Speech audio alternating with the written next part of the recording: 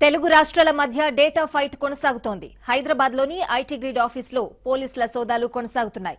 తెలంగాణ ప్రభుత్వం ఏర్పాటు చేసిన ప్రత్యేక బృందం దర్యాప్తును ముమ్మరం చేసింది. ఐటీ గ్రిడ్లో లభించిన డేటాను విశ్లేషిస్తోంది. డేటాలో తెలంగాణ వ్యక్తుల సమాచారం ఉందని భావిస్తున్న అధికారులు పలువురిని విచారించేందుకు సిద్ధపడుతున్నారు. ఐటీ గ్రిడ్ డేటాలో ఉన్న వ్యక్తుల్ని గుర్తించి విచారణను మరింత ముమ్మరం చేయనున్నారు.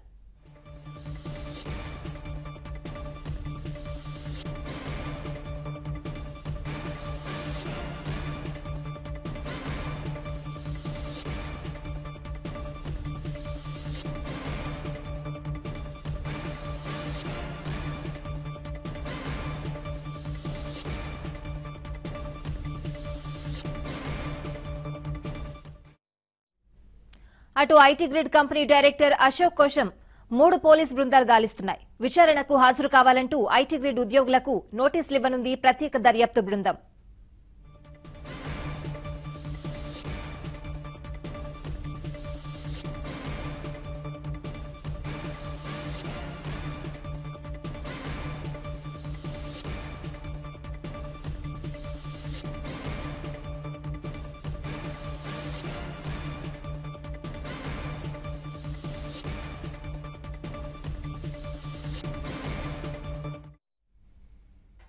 అటు డేటా ఫైట్ లో మరింత దూకుడు కనబరుస్తోంది ఏపీ ప్రభుత్వం.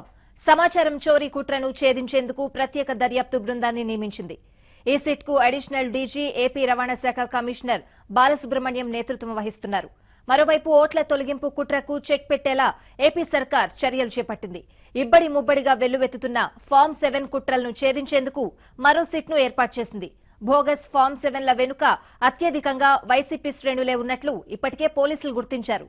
అర్హుల ఓట్ల గల్లంతు కేసులపై విచారణకు 7 సభ్యులతో ఏర్పాటైన సిట్ కు fire services DG K Satyanarayana నేతృత్వం వహిస్తారు.